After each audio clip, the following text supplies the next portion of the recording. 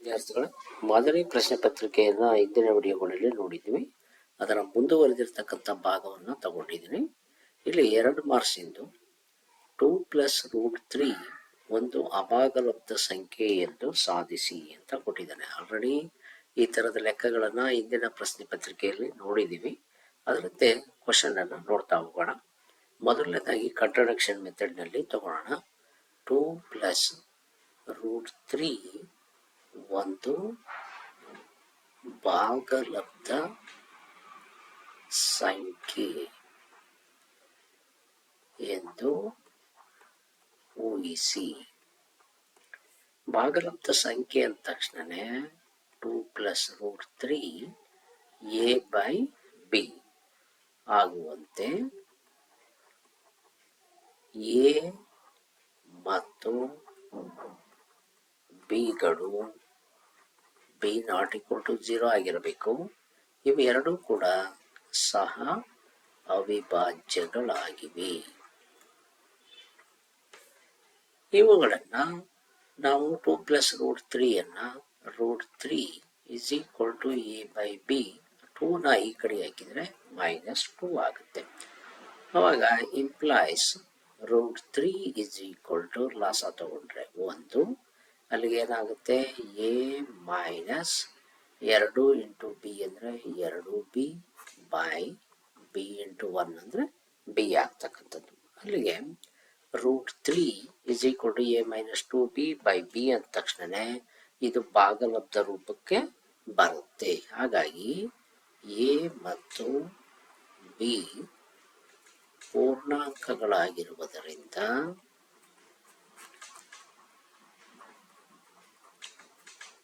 ಏನಾಗುತ್ತೆ a-2b by b ಭಾಗಲಬ್ಧ ಸಂಖ್ಯೆಯಾಗಿದೆ. ಇಲ್ಲಿ ಬಲಗಡೆ ಭಾಗ ಭಾಗಲಬ್ಧ ಸಂಖ್ಯೆ ಆಗಿರೋದ್ರಿಂದ √3 ಕೂಡ ಭಾಗಲಬ್ಧ ಸಂಖ್ಯೆ ಆಗುತ್ತೆ.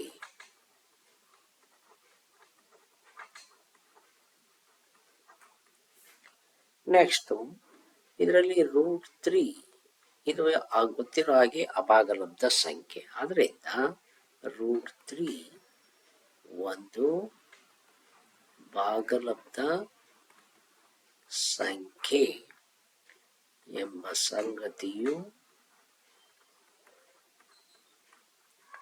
ಸತ್ಯ ಸಂಗತಿಗೆ ವಿರುದ್ಧವಾಗಿದೆ.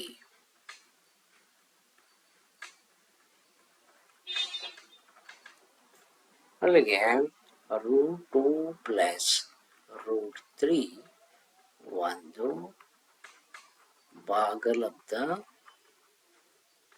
ಸಂಖ್ಯೆ ಎಂಬ ನಮ್ಮ ಊಹೆ ತಪ್ಪಾಗಿದೆ. ಅದರಿಂದ ಏನಾಗುತ್ತೆ 2+√3 ಒಂದು ಅಭಾಗಲಬ್ಧ ಸಂಖ್ಯೆ. ಇದು ಆಯ್ತು. ನೆಕ್ಸ್ಟ್ ಕ್ವಶನ್ ಅನ್ನು ನೋಡೋಣ. ಇದರಲ್ಲಿ ಕೊಟ್ಟಿರುವ ಚಿತ್ರದಲ್ಲಿ ಓ ಕೇಂದ್ರವಿರುವ ವೃತ್ತಕ್ಕೆ PA PB ಎರಡು ಕೂಡ ಸ್ಪರ್ಶಕಗಳಾಗಿವೆ. PA ಇದು 4 ಸೆಂಟಿಮೀಟರ್ ಇದೆ ಮತ್ತು ಆಂಗಲ್ APO 40 ಡಿಗ್ರಿ ಆದರೆ AOB ಇದರ ಅಳತೆ ಎಷ್ಟು ಅಂತ ಕೇಳಿದ್ದಾನೆ. ಅದರ ಜೊತೆಗೆ PBಯ ಅಳತೆಯನ್ನು ಕೂಡ ತಗೊಂಡಿದ್ದಾನೆ. ಇಲ್ಲಿ ನಾವು ನೋಡಿದ ಹಾಗೆ ಚಿತ್ರದಲ್ಲಿ AP ಮತ್ತು PB ಎರಡು ಸ್ಪರ್ಶಕ, ಹಾಗೇನೆ OP ಅಂತಕ್ಕಂಥದ್ದು P ಕೋನವನ್ನ ಅರ್ಧಿಸುತ್ತೆ, ಅಂದ್ರೆ 2 ಭಾಗ ಮಾಡುತ್ತೆ. ಹಾಗಾಗಿ ಇದನ್ನ ನಾವು ಬರ್ಕೊಳ್ಳೋದಾದ್ರೆ PO ರೇಖಾಖಂಡವು ಆಂಗಲ್ APBಯನ್ನು ಅರ್ಧಿಸುತ್ತದೆ. ಅದರಿಂದ angle APB = 2 into angle APO ಆಗುತ್ತೆ. ಯಾಕೆಂದ್ರೆ 2 ಭಾಗ ಮಾಡೋದ್ರಿಂದ ಕೋನದ 2ರಷ್ಟು ಇರ್ತಕ್ಕಂಥದ್ದು. ಅಲ್ಲಿಗೆ ನೀವು ತಗೊಳ್ಳೋದಾದ್ರೆ APBO ಇದು ಚತುರ್ಭುಜ ಆಗ್ತಕ್ಕಂಥದ್ದು. ಚತುರ್ಭುಜ ಎ ಪಿ ಬಿ ಓ ಇದರಲ್ಲಿ ಕೋನಗಳ ಮೊತ್ತ, ಆಂತರಿಕ ಕೋನಗಳ ಮೊತ್ತ 360 ಡಿಗ್ರಿ. ಹಾಗಾಗಿ angle O A P is equal to angle OBP is equal to 90 degree. ಯಾಕೆಂದರೆ ತ್ರಿಜ್ಯ ಮತ್ತು ಸ್ಪರ್ಶಕದ್ದು, ತ್ರಿಜ್ಯವು ಸ್ಪರ್ಶ ಬಿಂದುವಿನಲ್ಲಿ ಸ್ಪರ್ಶಕಕ್ಕೆ ಲಂಬವಾಗಿರುತ್ತದೆ. ಲಂಬ ಆಗಿರೋದ್ರಿಂದ ಅವೆರಡೂ ಕೋನಗಳು ಕೂಡ 90 ಡಿಗ್ರಿ ಆಗ್ತಕ್ಕಂಥದ್ದು. ನೆಕ್ಸ್ಟು ಇಲ್ಲಿ ನಾವು ಅಷ್ಟು ಕೋನಗಳನ್ನು ತಗೊಂಡ್ರೆ angle A O B plus angle O A P plus angle O B P plus ಇಲ್ಲಿ ಉಳಿದಿರೋ ಹಾಗೆ A P B is equal to 360 degree. A O B ಇಲ್ಲಿ ಎ ಒ ಬಿ ಕೋನ ಗೊತ್ತಿಲ್ಲ ನಮಗೆ, ಹಾಗೆ ಇಟ್ಕೊಳ್ಳೋಣ. Plus 90 degree plus A P O 40 degree ಆಗಿರೋದ್ರಿಂದ 2 into 40 is equal to 80 degree is equal to 360 degree. ಅಲ್ಲಿಗೆ ಎ ಒ ಬಿ ಪ್ಲಸ್ 3 ಸೇರಿಸ್ಬಿಟ್ರೆ 260 degree is equal to 360. Angle A O B 360 minus 260 ಆಯ್ತು. ಅಲ್ಲಿಗೆ A O B is equal to 360ರಲ್ಲಿ 260 ಕಳೆದ್ರೆ 100 degree ಆಗುತ್ತೆ. ಹಾಗೆಯೇ P A P B is equal to 4 centimetre. ಯಾಕೆಂದರೆ P A P B ಎರಡೂ ಕೂಡ ಸ್ಪರ್ಶಕಗಳಾಗಿರೋದ್ರಿಂದ ಬಾಹ್ಯ ಬಿಂದುವಿನಿಂದ ಎಳೆದ ಸ್ಪರ್ಶಕಗಳ ಉದ್ದವು ಸಮನಾಗಿರುತ್ತದೆ. ಇದು ನಮಗೆ ಇರ್ತಕ್ಕಂಥದ್ದು. ಹಾಗೆಯೇ ನೆಕ್ಸ್ಟ್ ಕ್ವಶನ್ ನೋಡೋಣ. ಇಲ್ಲಿ ಕೊಟ್ಟಿರುವ ರೇಖಾತ್ಮಕ ಸಮೀಕರಣಗಳ ಜೋಡಿಯನ್ನು ವರ್ಜಿಸುವ ವಿಧಾನದಿಂದ ಬಿಡಿಸಿ ಅಂತ ಕೇಳಿದ್ದಾನೆ. ಇಲ್ಲಿ 2x plus Y is equal to 10 1 ಅಂತ ಇಟ್ಕೊಳ್ಳೋಣ. X minus Y is equal to 2 ಅಂತ ತಗೊಳ್ಳೋಣ. 1 ಮತ್ತು 2ರಿಂದ 2x plus Y is equal to 10 X minus Y is equal to 2. ಅದರಲ್ಲಿ ಪ್ಲಸ್ ವೈ ಮೈನಸ್ ವೈ ಇರೋದ್ರಿಂದ ವೈ ಕ್ಯಾನ್ಸಲ್ ಆಗುತ್ತೆ. ಉಳಿತಕ್ಕಂಥದ್ದು 2x ಪ್ಲಸ್ ಎಕ್ಸ್ ಅಂತಂದು ಹೇಳಿದರೆ 3x 10 ಪ್ಲಸ್ 2 12. ಅಲ್ಲಿಗೆ implies X is equal to 12/3 3 1 3 4 X is equal to 4 ಆಯಿತು. ಈ 4ಅನ್ನು ಯಾವುದರಲ್ಲಿ ಹೋದರೂ ಒಂದರಲ್ಲಿ ತಗೊಳ್ಳೋಣ. ನಾವು 2ರಲ್ಲಿ ಆದೇಶ ಮಾಡೋಣ. ಆದೇಶ ಮಾಡಿದಾಗ ಏನಾಯಿತು, X minus Y is equal to 2.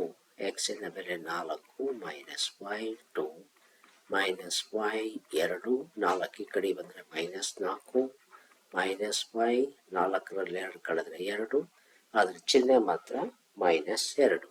ಅಲ್ಲಿಗೆ ಮೈನಸ್ ಮೈನಸ್ ಕ್ಯಾನ್ಸಲ್ ಆದರೆ ವೈ ಇಸ್ ಈಕ್ವಲ್ ಟು 2 ಆಯಿತು. ಅಲ್ಲಿಗೆ ಎಕ್ಸಿನ ಬೆಲೆ 4 ವೈನ ಬೆಲೆ 2 ಆಗ್ತಕ್ಕಂಥದ್ದು. ನೆಕ್ಸ್ಟ್ ಕ್ವಶನ್ ಅನ್ನು ನೋಡೋಣ. ಇದರಲ್ಲಿ ಒಂದು ಸಮಾಂತರ ಶ್ರೇಣಿಯಲ್ಲಿ ಮೊದಲ ಪದ ಇರ್ತಕ್ಕಂಥದ್ದು ಒಂದಿದೆ. ಸಮಾಂತರ ಶ್ರೇಣಿಯ ಮೊದಲ ಪದ 1. 14ನೇ ಪದವು A14 53 ಆಗಿದೆ. ಈ ಶ್ರೇಣಿಯ nನೇ ಪದವನ್ನು ಕಂಡುಹಿಡಿಯಿರಿ ಅಂತ ಕೇಳಿದ್ದಾನೆ. ಈಗ ನಾವು ಫಾರ್ಮುಲಾ ತಗೊಂಡ್ರೆ A N is equal to a plus n minus 1 into d. ಇದರಲ್ಲಿ ಎ ಎನ್ ಪದ 14ನೇ ಪದ ಅಂತ ಇಟ್ಕೊಳ್ಳೋಣ. ಎ 14 ಎ ಪದ 1 14 ಮೈನಸ್ 1 ಡಿ ಪದ ನಮಗೆ ಗೊತ್ತಿಲ್ಲ, ಹಾಗೆ ಇರಲಿ. ಎ 14 ಬೆಲೆ 53 ಇಸ್ ಈಕ್ವಲ್ ಟು 1 ಪ್ಲಸ್ 14 1 ಕಳೆದ್ರೆ 13 ಡಿ. ಇದನ್ನು ಈ ಕಡೆ ತಗೊಂಡ್ರೆ 53 ಮೈನಸ್ 1 ಅಲ್ಲಿಗೆ 13 ಡಿ ಆಯಿತು. 53 1 ಕಳೆದ್ರೆ 52 is equal to 13 D. D ಬೆಲೆ 52 ಡಿವೈಡ್ ಬೈ 13, ಅಲ್ಲಿಗೆ 13 ಒಂದಲೇ 13 4 ಡಿ ಬೆಲೆ 4 ಆಯಿತು. ಹಾಗೆಯೇ ಎ ಬೆಲೆ 1 ಆಯಿತು. ಈಗ ನಾವು ಎನ್ ಪದವನ್ನು ಕಂಡುಹಿಡ್ಕೋಬೇಕು. A N is equal to A ಪದ 1, ಹಾಗೆಯೇ ಎನ್ ಮೈನಸ್ 1 ಡಿ ಪದ 4. 1 plus N 4 into N 4n minus 4 1 4 is equal to 4ರಲ್ಲಿ 1 ಕಳೆದ್ರೆ 3 ಆಗುತ್ತೆ. 4n minus 3. ಇದು ನಮ್ಮದು ಎನ್ನಿನ ಪದ ಹಾಕ್ತಕ್ಕಂಥದ್ದು. 35-75ರ ಮಾಸವನ್ನು ಅವಿಭಾಜ್ಯ ಅಪವರ್ತನ ವಿಧಾನದಿಂದ ಕಂಡುಹಿಡಿದು ನಂತರ 20 ಮತ್ತು ಮಾಸ ಇವೆರಡರ ಮಾಸ ಇವುಗಳ ಲಾಸವನ್ನು ಕಂಡುಹಿಡಿಯಿರಿ ಅಂತ ಕೇಳಿದ್ದಾನೆ. ಮೊದಲನೇದಾಗಿ 135 ತಗೊಂಡ್ರೆ ಇದನ್ನು ನಾವು ಫಸ್ಟು ಅವಿಭಾಜ್ಯ ಅಪವರ್ತನ ತಗೊಳ್ಳೋಣ. 3 ಇದೆ, 3 4 12, 1 ಉಳಿತು, 3 5 15, 3 1 3, 3 5 ಹಾಗೆಯೇ 3 5 ನೆಕ್ಸ್ಟ್ 1 5 1. ಅಲ್ಲಿಗೆ ನಮಗೆ ಬರ್ತಕ್ಕಂಥ ಬೆಲೆ 135 is equal to 3 into 3 into 3 into 5 ಆಯಿತು. ನೆಕ್ಸ್ಟ್ 75 ತಗೊಳ್ಳೋಣ. 75 ತಗೊಂಡ್ರೆ ಇಲ್ಲಿ 3 2 6, 1 ಉಳಿತು, 3 5 15 ಆಯಿತು. Next 5 5 next 5 1.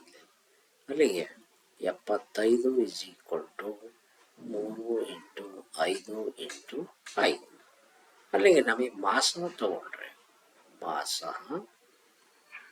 ಇಲ್ಲಿ ಮಾಸದಲ್ಲಿ 3 3 ಇಲ್ಲಿ 3 ಯಾವುದೂ ಇಲ್ಲ. ನೆಕ್ಸ್ಟ್ 5 ಇದೆ, 1 5 ತಗೋಬಹುದು. ಹಾಗಾಗಿ ಮಾಸ ಏನಾಗುತ್ತೆ 3 ಇಂಟು 5 ಇಸ್ ಈಕ್ವಲ್ ಟು 15 ಆಯಿತು. ನೆಕ್ಸ್ಟ್ ನಮಗೆ ಬೇಕಿರೋದು 20 ಮತ್ತು ಇವುಗಳ ಮಾಸ ಬಂದಿರೋದು 15 ಬಂದಿದೆ.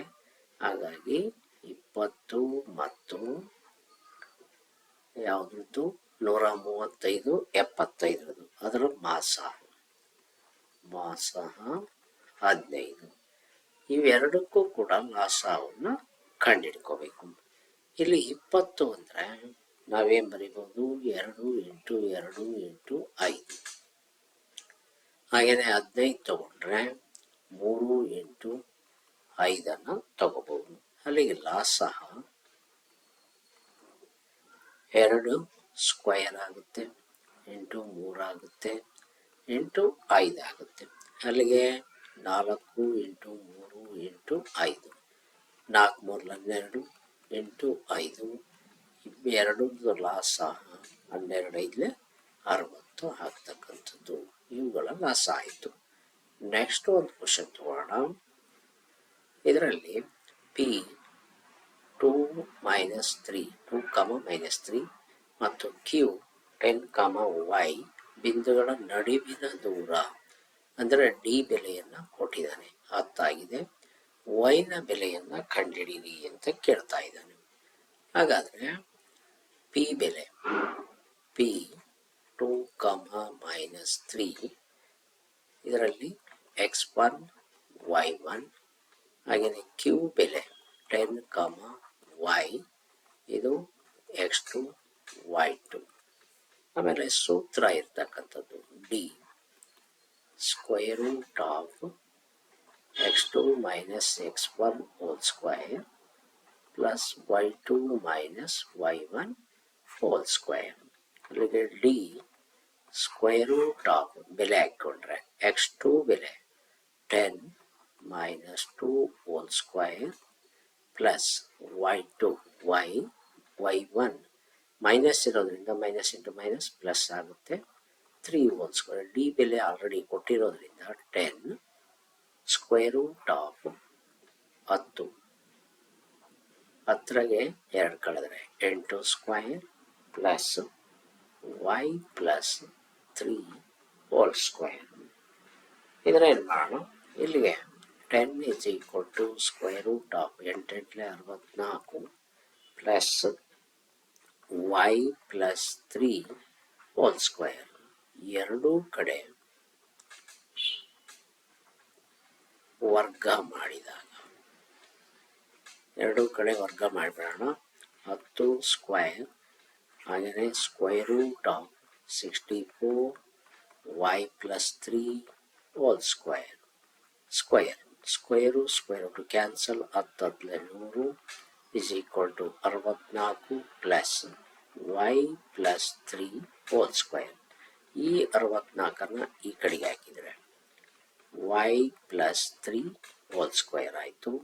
ಇದರಲ್ಲಿ ಕಳೆದ್ರೆ 36 ಹಾಗೆಯೇ y plus 3 whole square implies y plus 3 plus or minus ಸ್ಕ್ವೇರನ್ನು ಈ ಕಡೆಗೆ ಹಾಕ್ಬಿಡೋಣ root 36.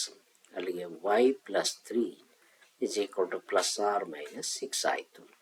y is equal to ಒಂದು ಸತಿ ಪ್ಲಸ್ಸನ್ನು ತಗೊಳ್ಳೋಣ, ಒಂದು ಸತಿ ಮೈನಸ್ಸನ್ನು ತಗೊಳ್ಳೋಣ. ಪ್ಲಸ್ ಇದ್ದಿದ್ದು ಈ ಕಡೆ ಬಂದರೆ ಮೈನಸ್ 3 ಆಗುತ್ತೆ. ಅಲ್ಲಿಗೆ 6 ಮೈನಸ್ 3 3 ಆಯಿತು. ಹಾಗೆಯೇ ಇನ್ನೊಂದು ಮೈನಸ್ 6 ಮೈನಸ್ 3 ಮೈನಸ್ 9 ಆಯಿತು. ಅಲ್ಲಿಗೆ y ಬೆಲೆಗಳು ಒಂದು 3 ಇನ್ನೊಂದು ಮೈನಸ್ 9 ಆಗ್ತಕ್ಕಂಥದ್ದು. ಇದರದ್ದೇ ಚಾಯ್ಸ್ ಇರ್ತಕ್ಕಂಥದ್ದಿದೆ. ಇದರ ನೆಕ್ಸ್ಟ್ ಕ್ವಶನ್ ಅನ್ನು ನೋಡೋಣ. ಇದು -1 7 4 -3 ಬಿಂದುಗಳನ್ನು ಸೇರಿಸುವ ರೇಖಾಖಂಡವನ್ನು 2:3 2:3 ಅನುಪಾತದಲ್ಲಿ ವಿಭಾಗಿಸುವ ಬಿಂದುವಿನ ನಿರ್ದೇಶಾಂಕಗಳನ್ನು ಕಂಡು ಹಿಡಿಯಿರಿ ಅಂತ ಕೇಳಿದರೆ, ಇದರಲ್ಲಿ ಸೂತ್ರವನ್ನು ತಗೊಂಡ್ರೆ P X y is equal to m2 x1 m1 x2 m2 x1 divide by m1 plus m2.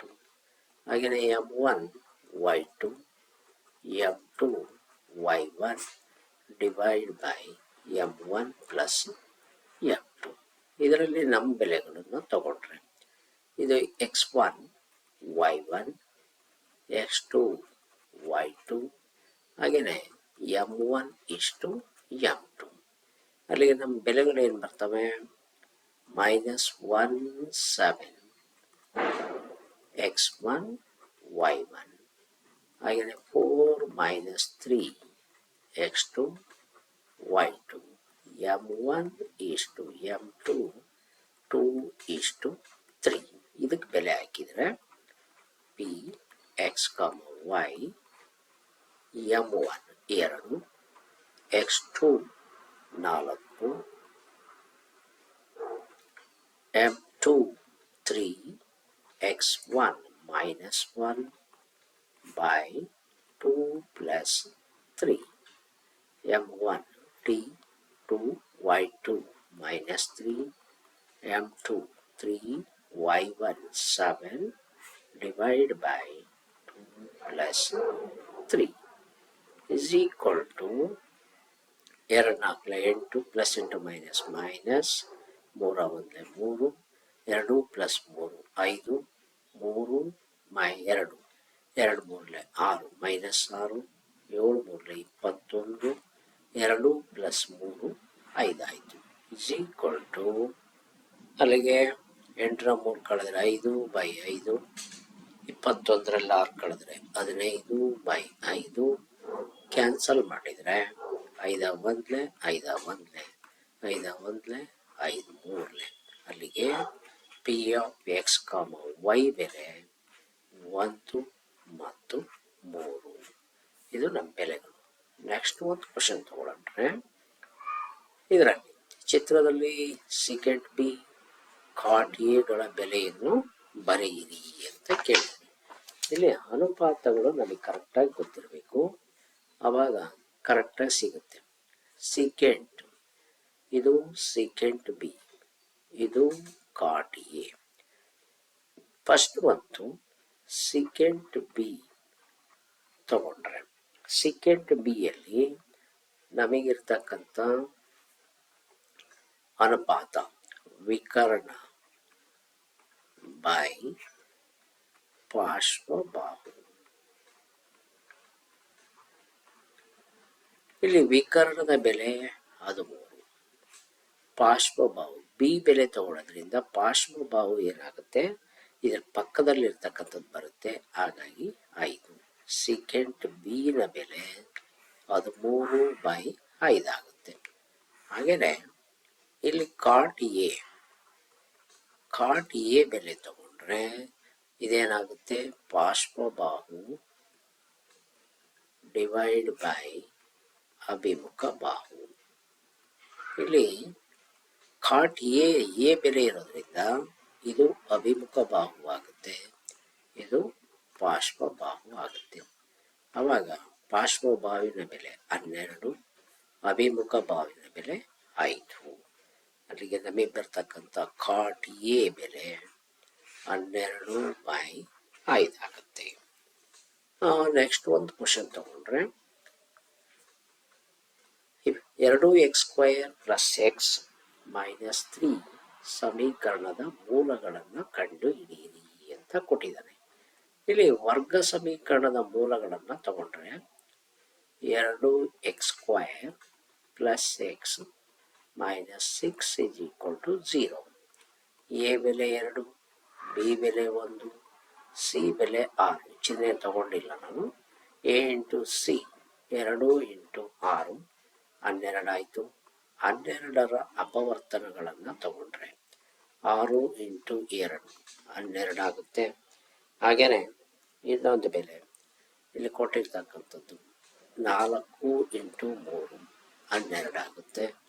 ಇಲ್ಲಿ 4ರ 3 ಕಳೆದ್ರೆ 1, ಇಲ್ಲಿ 1 ಬೆಲೆ ನಮಗೆ ಸಿಗ್ತಕ್ಕಂಥದ್ದು. ಹಾಗಾಗಿ 2x² + x - 6 = 0. 2x² ಇದು ತಗೊಳ್ಳಿ, 4x - 3x - 6 = 0. ಇಲ್ಲಿ 2x² ಅಲ್ಲಿ ಕಾಮನ್ ತೆಗಿತಕ್ಕಂಥದ್ದು 2 × x × x. ಇಲ್ಲಿ 2 × 2 × x - 3 × x - 3 × 2. ಇಲ್ಲಿ ನಾವು ತಗೊಂಡ್ರೆ 2 2 x x, ಇದರಲ್ಲಿ 3 3 ಹೊರಗೆ ಹಾಕ್ಬೋದು. ಉಳಿತಕ್ಕಂಥದ್ದು 2x ಹೊರಗೆ ಹಾಕಿದರೆ x + 2 ಆಯಿತು, ಮೈನಸ್ ಇಲ್ಲಿ 3 ಹೊರಗೆ ಹಾಕಿದರೆ x minus into minus plus ಆಗುತ್ತೆ. 2 = 0. x + 2 into 2x - 3 = 0. x + 2 = 0. 2x - 3 = 0. x -2, 2x = 3, x = 3/2. ಅಲ್ಲಿಗೆ ಎಕ್ಸಿನ ಬೆಲೆಗಳು -2, x = 3/2 ಆಯಿತು. ಇದರಲ್ಲೇ ಚಾಯ್ಸ್ ಕೊಟ್ಟಿದ್ದಾನೆ. 2x² - 6x + 3 = 0 ವರ್ಗ ಸಮೀಕರಣದ ಶೋಧಕವನ್ನು ಕಂಡುಹಿಡಿದು ಮೂಲಗಳ ಸ್ವಭಾವವನ್ನು ಬರೆಯಿರಿ ಅಂತ ಕೇಳಿದ್ದಾನೆ. ನೋಡೋಣ. ಇದರಲ್ಲಿ 2x² - 6x + 3 = 0 ಅದನ್ನು ತಗೊಂಡ್ರೆ ಎ ಬೆಲೆ 2, ಬಿ ಬೆಲೆ -6, ಸಿ ಬೆಲೆ 3. ಅಲ್ಲಿಗೆ ಶೋಧಕದ ಬೆಲೆ delta is equal to B square minus 4ac. Delta is equal to B square minus 6 whole square. 4, A ಬೆಲೆ 2, ಸಿ ಬೆಲೆ 3. ಮೈನಸ್ ಇಂಟು ಮೈನಸ್ ಪ್ಲಸ್, 6 36, 4 8, 8 3 24 ಆಯಿತು. ಕಳೆದ್ರೆ ಡೆಲ್ಟಾ ಇಸ್ ಈಕ್ವಲ್ ಟು 12 ಆಯಿತು. ಅಲ್ಲಿಗೆ ಗ್ರೇಟರ್ ದ್ಯಾನ್ ಆಗೋದ್ರಿಂದ ದೇರ್ಫೋರ್ ಶೋಧಕದ ಬೆಲೆ B square minus 4ac greater than 0 ಇದ್ದರೆ ವರ್ಗ ಸಮೀಕರಣದ ಮೂಲಗಳು. ವರ್ಗ ಸಮೀಕರಣವು 2 ಭಿನ್ನವಾದ ಮತ್ತು ವಾಸ್ತವ ಮೂಲಗಳನ್ನು ಹೊಂದಿದೆ. ಇದು ನಮಗೆ ಬರ್ತಕ್ಕಂಥದ್ದು. ಇದಿಷ್ಟು ಕೂಡ ಈ ವಿಡಿಯೋದಲ್ಲಿ ತಮಗೆ ತಿಳಿಸ್ಕೊಟ್ಟಿದ್ದೀನಿ. ನೆಕ್ಸ್ಟ್ ವಿಡಿಯೋದಲ್ಲಿ ಉಳಿದಿರ್ತಕ್ಕಂಥ ಲೆಕ್ಕಗಳನ್ನು ತಗೊಳ್ಳೋಣ. ಏನಾದರೂ ಡೌಟ್ಸ್ ಇದ್ದರೆ ಕಮೆಂಟ್ ಮಾಡಿ ಅಂತ ಹೇಳ್ತಾ ಮತ್ತೊಮ್ಮೆ ನಿಮ್ಮೆಲ್ಲರಿಗೂ ಕೂಡ ಧನ್ಯವಾದ.